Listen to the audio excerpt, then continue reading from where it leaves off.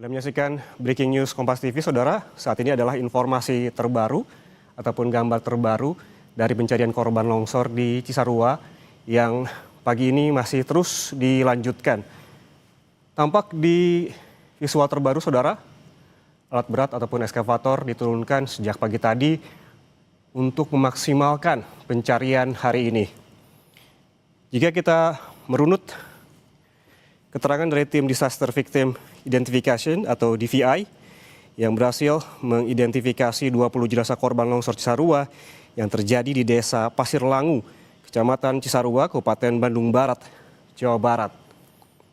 Sebanyak 20 jenazah telah diserahkan kepada pihak keluarga untuk selanjutnya dimakamkan. Tadi laporan dari jurnalis Kompas TV, Saudara, bahwa total hingga pagi ini ada sekitar 39 kantong jenazah yang telah ditemukan oleh tim SAR dan pencarian pun saat ini masih terus dilakukan. Sebelumnya, Saudara, dari Karo Ops Polda Jawa Barat, Kombes Aris Laode Elfatar yang menjelaskan perihal data korban yang terdampak langsung longsor yang terjadi pada Sabtu dini hari ini. Dari data ataupun catatan petugas, ada 108 laporan kehilangan yang diterima petugas.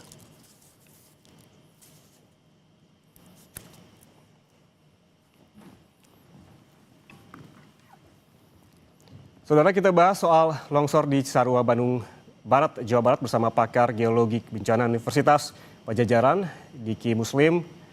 Pak Diki, selamat pagi. Selamat pagi, Assalamualaikum warahmatullahi wabarakatuh. Waalaikumsalam. Pak Diki, kalau kita melihat tadi ada gambar terbaru yang dikirimkan oleh jurnalis Kompas TV, ini proses pencarian dilakukan dengan menurunkan banyak sekali alat berat. Kalau melihat bagaimana medan dan juga bentuk tanah dari sana, pencarian ideal yang dilakukan seharusnya yang seperti apa? Baik, terima kasih. Selamat pagi, Assalamualaikum warahmatullahi wabarakatuh, para pemirsa Kompas TV dan Bapak Ibu semua. Kalau ditanya tentang metode pencarian yang paling tepat, memang harus disesuaikan dengan kondisi lapangannya ya.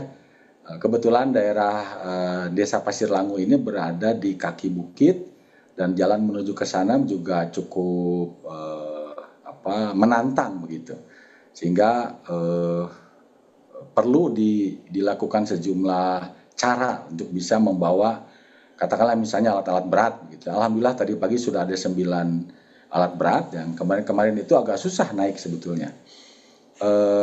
Cara yang menurut saya tepat adalah bagaimana lokasi yang menjadi titik pencarian itu dilokalisir pada daerah-daerah yang menjadi tumpukan debris atau material bahan rombakan yang banyak tersebar di daerah babakan itu.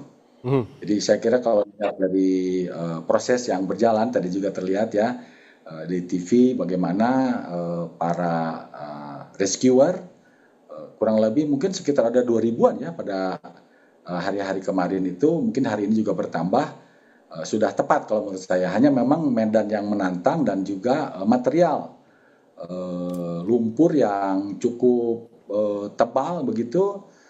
Mudah-mudahan tidak ada hujan lagi dan bisa konsentrasi di lokasi-lokasi titik ini. Demikian saya kira.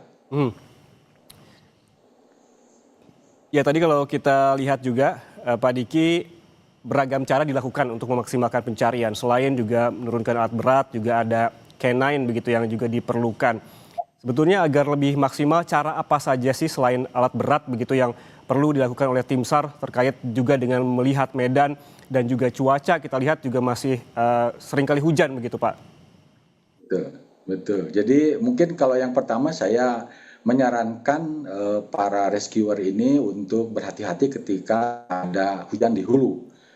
Ya, itu pertama. Kedua, kalau dilihat dari pola pencarian yang kemarin kami lihat di sana, ada baiknya barangkali terkonsentrasi pada gundukan-gundukan yang cukup tinggi begitu dari sekitarnya. Jadi pada wilayah yang menjadi akumulasi dari material sedimen yang terbawa oleh arus longsor ini di daerah-daerah yang mungkin agak tinggi begitu ya, kalau bahasa Sundanya nyendul begitu, Oke. itu mungkin ada hal yang bisa lebih fokus dicari. Dan saya pikir daripada menggunakan alat berat yang memang juga bisa lebih cepat, tapi bisa untuk mencari korban menggunakan alat-alat ringan yang menggunakan tangan begitu. Jadi distribusi dari rescuer, saya pikir bisa dibagi lebih merata begitu pada titik-titik tertentu yang memungkinkan mencari gundukan-gundukan tadi itu. Sehingga tidak hanya pada aliran air yang sekarang bisa terlihat ya di situ ada Oke. semacam yang kecil begitu. Kira-kira itu, Pak. Oke, Pak Diki, kita kan hanya bisa melihat dari gambar begitu ya, dari televisi bagaimana bencana ini terjadi begitu. Apabila saya melihat kondisi tanah di sana, tampaknya ada aliran lumpur yang mengalir begitu dari atas. Anda melihat, apabila melihat gambar ini dari secara keilmuan geologi, sebetulnya apa yang tengah terjadi? Ya, kalau dari sisi kami dari ilmu geologi kebencanaan, sebetulnya ini adalah bagian dari siklus alam.